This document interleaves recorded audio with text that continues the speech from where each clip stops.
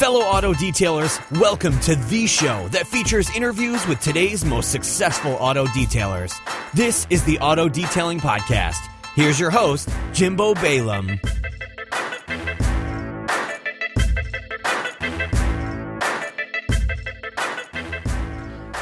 Hello and welcome to episode 234 of the Auto Detailing Podcast. How was that, Pete? I tell you that has some energy behind it, man. That had some energy. I like it. Better than last week. Welcome to episode 233.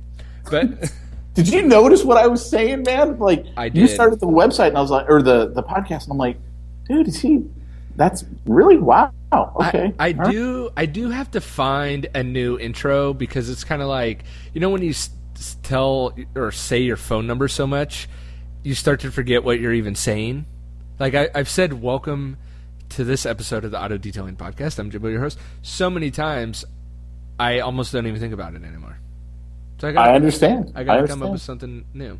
But anyway, that sexy devil of a voice is no one other than Pete Mitchell. Here. I actually had someone, I talked to someone today, what's up, terrific Tyler, the real terrific Tyler, say, man, I love that Pete guy. Well, he's the one. I said, Tyler, I think you're cutting out. I can't hear you anymore. What is that?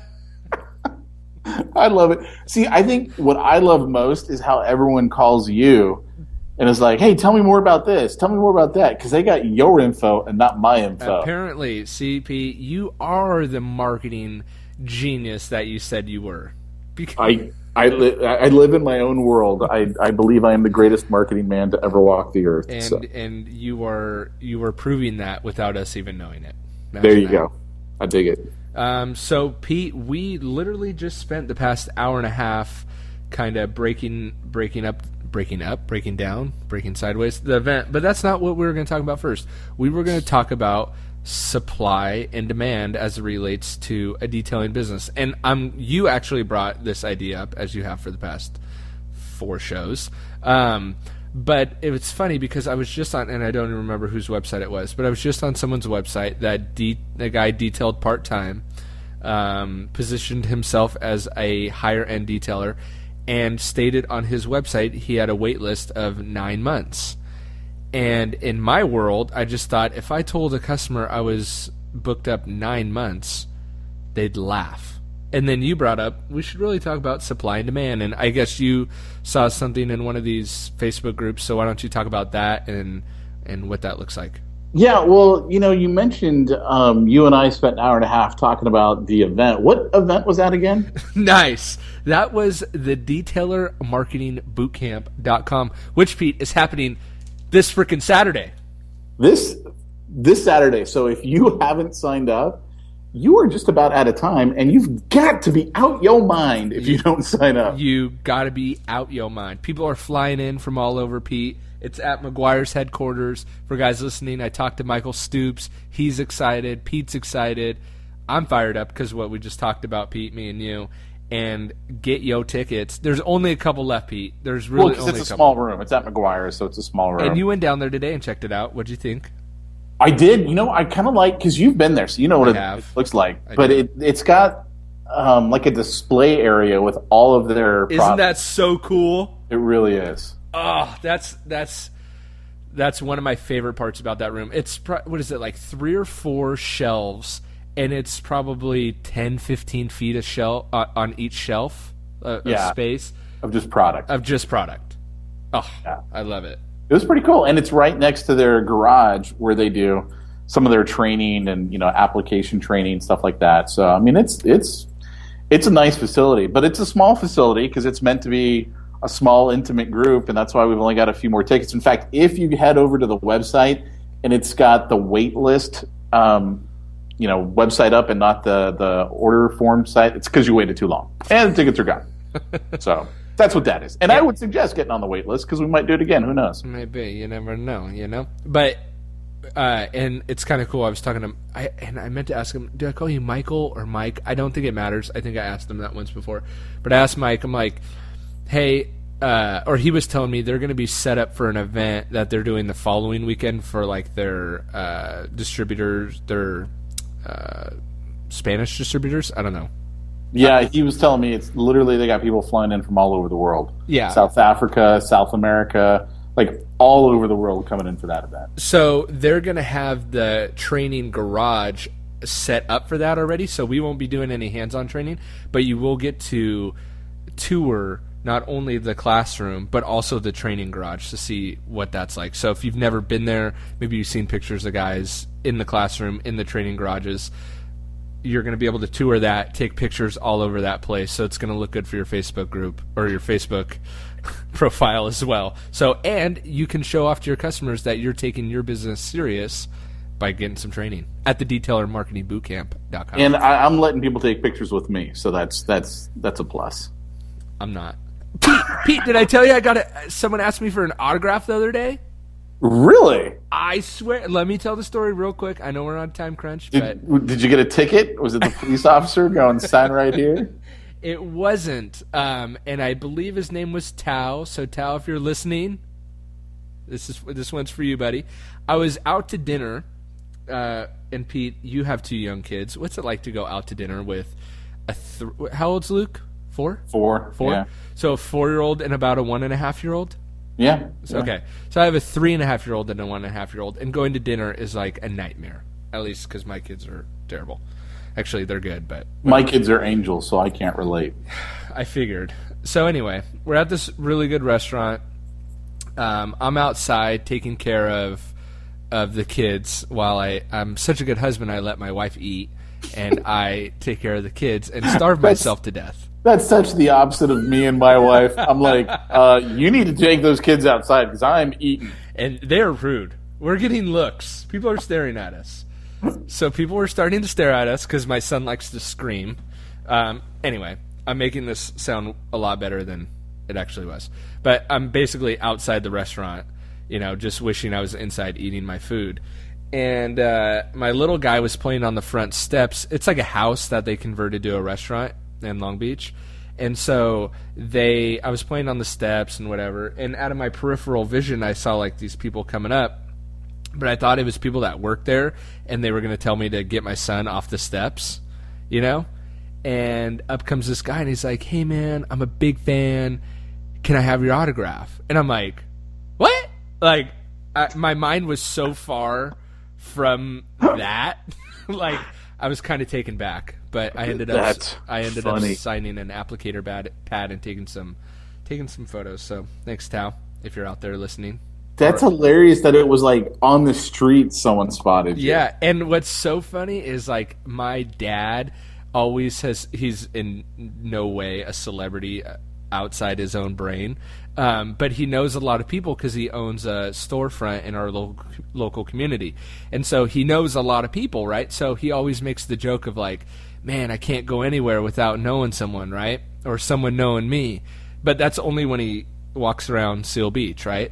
So here we're outside the bubble and someone recognizes me. So it was like I was bursting with pride to go in and tell my dad, because he was with us, to say, man, I just can't go anywhere anymore. I love it, man. I do. That's awesome. So that applicator pad is completely useless now that it has my autograph on it.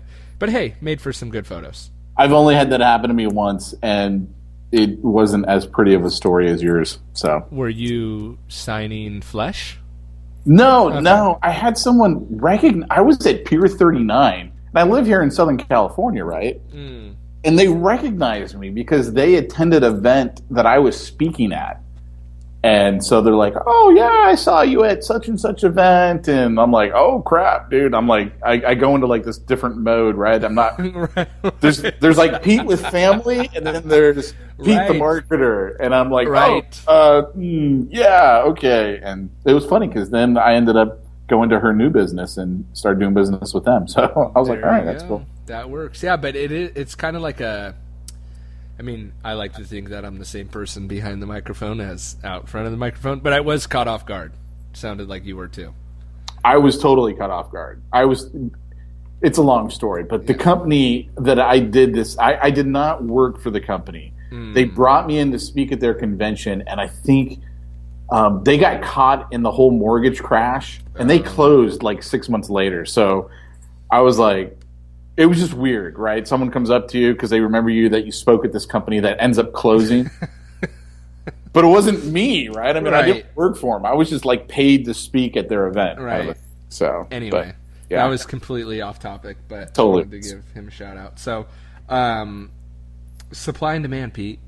Supply and demand. Is that what we were talking about? Yeah, it was. But, kind of along the line of supply and demand, what I will say is, and we're going to touch on supply and demand here in a second, because there's some things that I've been seeing in some of the Facebook groups that I think guys are doing things wrong, and I just want to point that out. Yeah, sure. But I mean, if they're totally happy with how their business is and their income level, then maybe they don't need to change anything. But yesterday, because you and I briefly spoke yesterday, and after you and I spoke, I talked to another detailer, and I forgot to tell you about this in our. I was going to say, really, I haven't heard this story. I know, I forgot to tell you. And anyway, so we were talking about the detailermarketingbootcamp.com, where you can get signed up for the event on Saturday, and we were just going over his numbers and stuff, and I was like, look, here's these small tweaks right here. If you change this to your business, 3 tweaks, we sat down, we calculated out, we would basically grow his business, which he's doing really well. He's doing about $120,000 a year.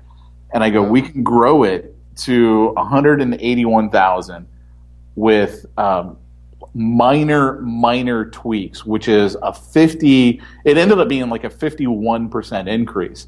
And then I just basically go, and if we really grabbed hold of those small little tweaks and really just grew them, 3 small areas, I'm like, look, dude, you could have a $319,000 business. And I showed it to him. Wow. Like, here's the thing. I say this to you guys realizing if you're listening to this and right now you make $50,000 a year as a detailer, you're not going to believe mentally that you can make 300 and some odd thousand as a detailer. Because the way our minds work is you can really only see about 2.5 times your current income. And that's about as far as we can believe.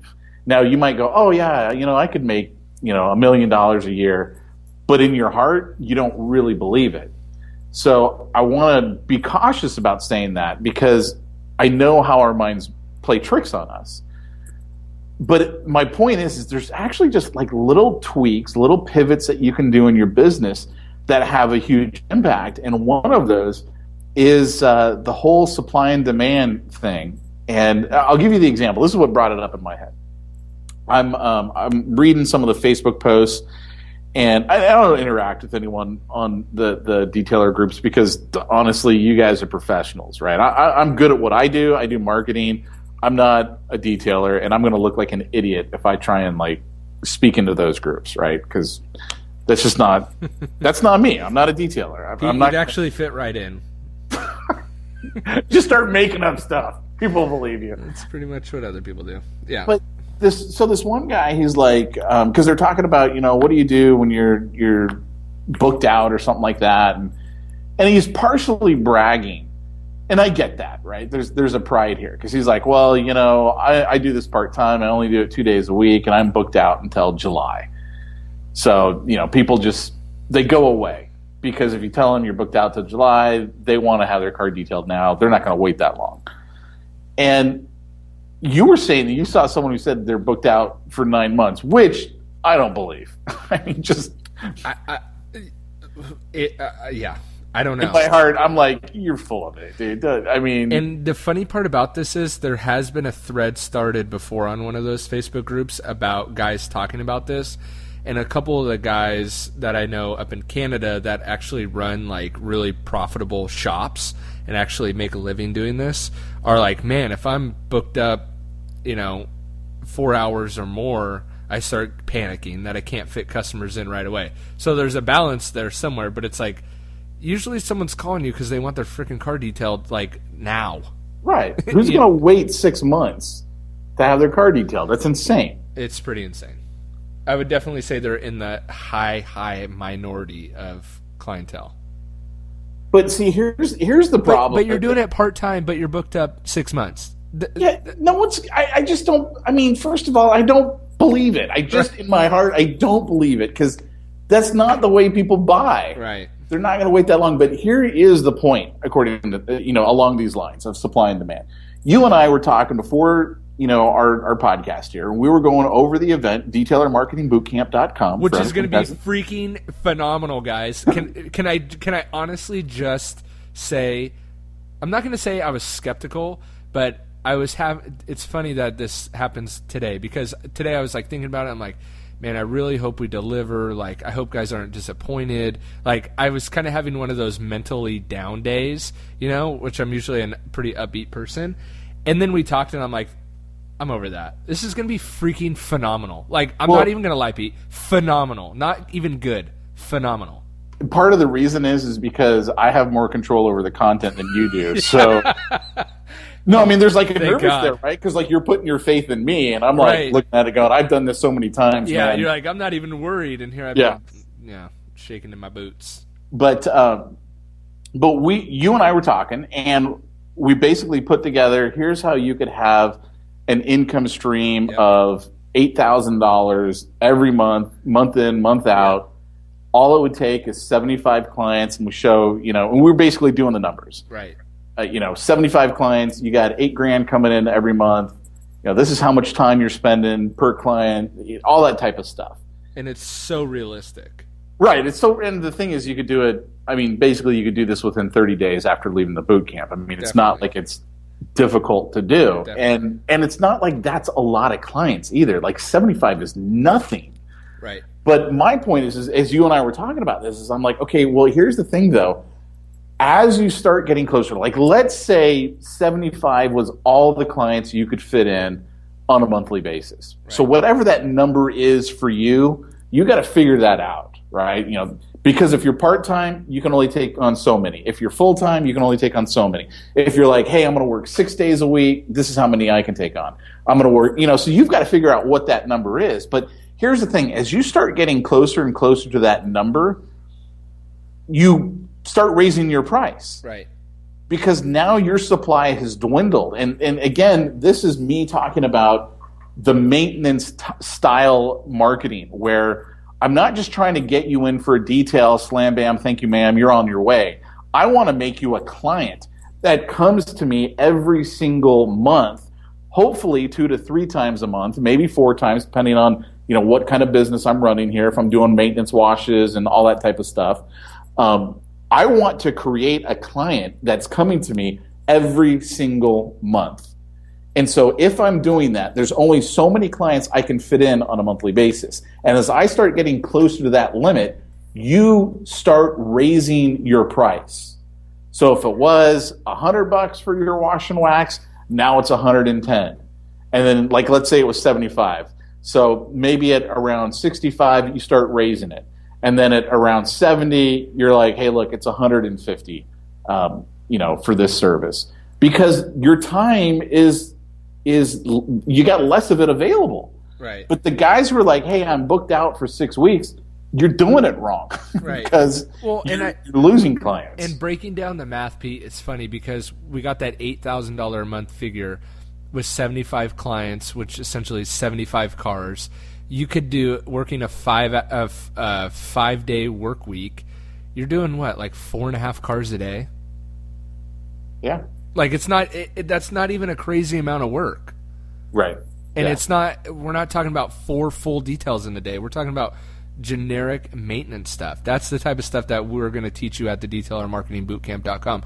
So essentially, Pete, you could almost that's almost like a part-time wage. Because you could knock out 4.5 cars before lunch. That's why I've been saying from the very beginning, I think the thing that I like most about the detailer business is how quickly you can go from zero to significant income. And I don't care where you live in the country, you start making $100,000 a year, you feel pretty good about what you do. Now, I realize that some people are like, well, I make $120,000 a year as an engineer over here at XYZ. So for them, that doesn't excite them. But you got to pay taxes on 100% of that, baby. Don't forget that. You do still have to pay 100% of your taxes on the detailer income, Mr. IRS agent. I'm not proposing to anyone that they ever cheat you. As someone who has gone through an IRS audit, let me tell you, man, you will lose against the IRS. Just pay the there is damn government. No chance of winning at all. I'm joking. So, I'm joking. I'm not, because I don't want them coming. If they listen to your podcast, man, I want them to know how good I am. I dot my I's, I cross my T's, I write you those fat checks. I'm joking. Every quarter. You should pay 100%. Yeah. Well, and I realize too, most guys are probably not paying their quarterlies, right? They're waiting until the end of the year and then Sure. they pay, which is anyway. That's a whole nother topic. Yeah. But yeah, no, I mean, but if you're like so many guys who are just getting started, or you're focusing, because I get this question a lot from people who are like, what do I focus on first? Do I focus on my technique, all that stuff? Do I focus on getting clients? I don't want to feel like a fraud when I'm going out there getting clients, stuff like that. I mean, I think you might be a great person to ask that question of. What are your thoughts on that? Like, what needs to be, like, for a brand new detailer, what do they need to be focusing on first as they're entering the detailer business? Well, and this is where a lot of I kind of hold a little bit differently of a viewpoint, is that most guys will go, I need to go to some sort of hands-on training to learn how to detail cars. And that's great. And I think there's definitely a need for that. My problem is, chances are that you're not just walking into this blind. You probably have been stalking YouTube, have been stalking the Facebook forums, have been practicing on your car, your wife's car, your neighbor's cars already. So what I found is that a lot of guys already have plenty of technique down, but kind of the afterthought is, how do I actually get cars to work on outside my friends and family that I've been doing for free? So I think the biggest component missing that we're bringing through the detailermarketingbootcamp.com is that, how do I get these clients, and then how do I keep these clients, and how do I actually build it? Here's what I tell the guys. Look, it's great that you know how to shampoo a mat. It's great that you know how to remove a scratch. It's phenomenal that you know how to remove swirl marks and spider webbing, and you know the latest techniques and tools, and you need that. That is one aspect of the business. But so is, how do you get that mat to shampoo? Like, how do you get the customer with the swirl marks so that you can put your skills to work? How do you do that? And that's the biggest factor that guys are missing out on. They're like, I have no idea. I don't know how to do that. Or like you've talked about, Pete, who's your ideal client? Like, who is your ideal client that you can perform the skills that you just spent, $5,000 learning? Yeah. And how much would you be willing to pay to learn that? Because ours is only $49. Just saying. Boom. Just saying. Ours is free. Actually. Ours is free. Dang it. Our materials fee. $49, and you can always upgrade to the VIP. But that's my thing. Is great. You need hands-on training, or I don't know. You may need some hands-on training. I had zero training when I first got started. I just went out there and started messing stuff up. So, but training helps, right? But you need to know how to get the clients to then put your training to work. See, I actually agree with that comment, which I'm really encouraged to hear you say that, because I was afraid to say it. That's why I posed the question to you first. Because here's the thing, man. When it comes to all business, not just detailing, but all business, almost everyone who's either self-employed or they have a small business, they actually think the business they think they're in is actually not the business they're actually in. So what I mean by that is, Jimbo is not a detailer. Like, that's the service that he performs, but really his business is the marketing of his detailing business. Yep. That's really the business he's in, because unless he does that, none of that other skill set matters. Right, 100%. I had this client one time, and I learned this from a guy by the name of Dan Kennedy, and it happened to me. So if any of you have ever heard this story by Dan Kennedy, just know it does actually happen to us marketers. I'm sitting in this office with a client of mine, and she says to me, hey, we just sat down and we did the numbers, and I figured out we're going to be paying you more than I make. And I looked at her and I go, that's the way it should be. And she's like totally put off by that, right? Because she's the founder, the president, it's her company, all that. I go, here's the thing. All that stuff that you do, you run the HR department, You're great at running your sales floor. You're good at all that stuff, but unless I bring in clients for you, none of that stuff matters. Yep. And the only reason why I knew to say that to her is literally because I heard Dan Kennedy, who's a marketing mentor of mine, he had that happen with his client. And I was like, man, can you imagine the balls on someone to say that to your client? Yeah, I realize I make twice as much as you. And it should be that way. But that's really the business you're in. Like, I work a lot with real estate agents, and I'm always trying to get them to understand you're not a real estate agent. That's the service you provide. But really, you're in the marketing of your real estate services business. And you've got to be thinking about that. That's without getting in front of the client, none of the other stuff matters. So when you've got yourself booked out for 6 weeks or 6 months or 9 months or whatever it is, I mean, that's cool. You're probably doing something wrong. Or you're just lying off your ass, right? Because anyone who's like, I'm booked out for 9 months, I just don't believe that. Exactly. Because people don't buy that way. But the part that you're doing wrong is, well, then start raising your rates. Right. Yeah, get more expensive, which in turn is only better for you because you'll have less work but be making more money. Right. Think about the hotel industry, right? That's the way they work it. Right. If you try to rent a room at a hotel today and they're half empty, you're going to get a better rate than if you waited until Friday to try and book it, because now they got less rooms. It's called dynamic pricing. They raise the rates. So if the hotel industry can do it, why can't you? Exactly. There's no reason. And this is so I would implore you, if you're out there listening and you haven't signed up for the detailermarketingbootcamp.com and you have gone somewhere and gotten hands-on training, I would implore you to at least spend the $49 and come learn how to get more clients, because I'm putting my name on the line, Pete. We may have 0 listeners after this event. But I'm telling you, last week it was my wife was going to kill me. This week it's going to be everyone's just going to run away.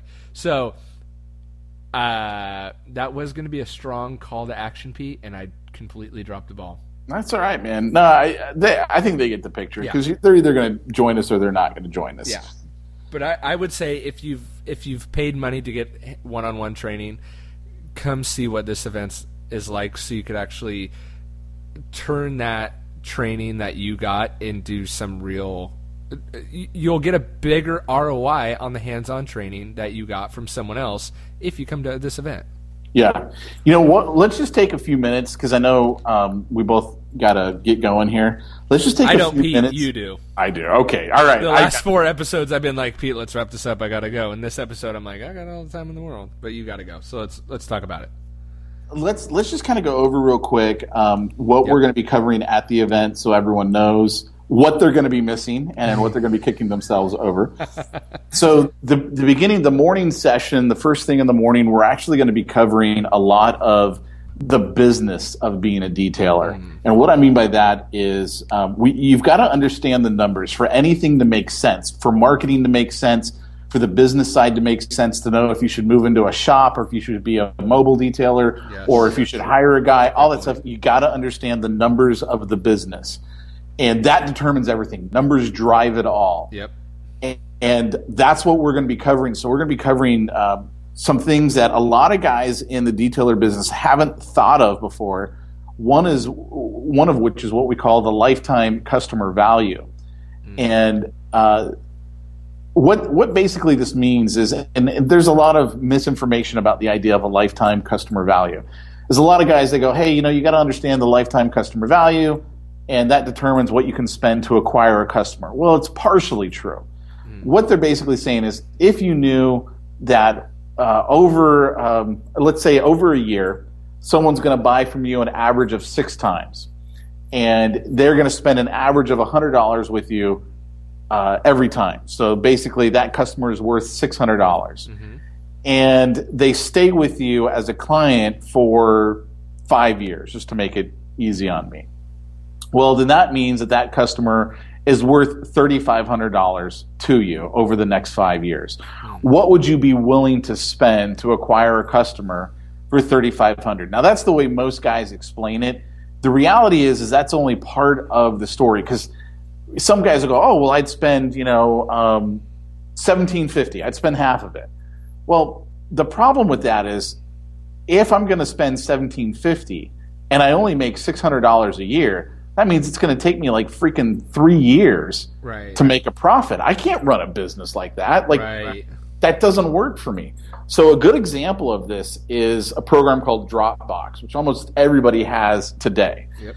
When they first started, they didn't have the whole friends thing. Like you probably found out about Dropbox because someone said, hey, why don't you join Dropbox? And when you join, I'm going to get, like a half a gig extra storage, and you're going to get a half a gig extra storage.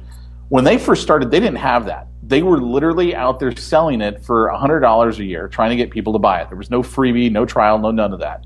They found that it cost them $297 to acquire a $100 client. And they're like, we can't function like this. Like, it's going to take us too many years, because then you got attrition, you got people who don't renew the next year, all that type of stuff. And they're like, this doesn't work. So you can't just look at lifetime value and go, okay, well, if I'm going to make $3,500 over the next 5 years, then I can spend up to $1,750. What you got to look at is, okay, what am I going to make immediately on a brand new client? What am I going to make the first month, the first 3 months, the first half year, the first year, and then how long do they stick with me on average? And then you can really start to determine, okay, what am I willing to spend to acquire that customer? And we're going to be going over that in the morning session. The very first session is understanding the numbers, because all the marketing stuff that I'm going to train you guys on isn't going to matter if the numbers don't make sense. Does that make sense what I'm saying? That makes complete sense, and I can't wait for it. So that's what we're going to do in the morning. Then you're going to go into Google AdWords. So tell us what you're going to talk about there. We're going to be talking about what I feel is the most effective way to get your phone ringing from new customers. Then you can go into follow-up and all that stuff. And then was that too quick for you? No, that was beautiful. And by the way, the best way is actually Facebook, not Google, and that's only because I train on Facebook. So. Touche. But no, honestly, how to get your phone ringing? We should do some Facebook detailer stuff because the VIP guys get Facebook detailer stuff next week, or actually this week. Sorry, we're recording this on whatever freaking day it is. Pete, I was trying to make it seem like whatever. Okay. I know, but I jacked it up. Deal with it. It's Thursday, Pete, by the way. I'm all looking at my watch. I'm all, what day is that? Thursday. Where am I? It's because you're not in your studio, but you better keep going because you only got a minute or two. So then after our lunch break, when we come back, that's when we're going to get like knee deep in marketing that brings clients in. So once we understand the numbers, we understand how to take advantage of Google. Now let's look at everything else that we can do to actually generate clients and put business in our pipeline. Nice. And I guarantee you, we're going to have guys who leave this event who put this stuff into action. I'm not kidding. I know we're going to have people who are making at least $10,000 a month after the first 30 days, because none of this stuff takes long to do. It's just a matter of doing it. It's just a matter of doing it. So if you're coming, bring a notepad, bring your laptop, whatever you got to do to take notes. And let's start making some real money, huh? Yeah, let's start enjoying it. That's the whole reason you went into that business. That's right. It's not just a passion play, guys. You actually got to make a living doing this, or your wife's going to be mad at you. There you go. detailermarketingbootcamp.com. Pete, next week is not going to be the same without you. So maybe what we'll have to do is record a little segment talking about how the event went, and I'll add that in. Cool. At the beginning of next week. So detailermarketingbootcamp.com. If you want Pete's autograph, he will be there live in person. Bring your flesh. He loves signing flesh. I'm Skyping in. That's all there is to it. Cool. Thanks, Pete. All right.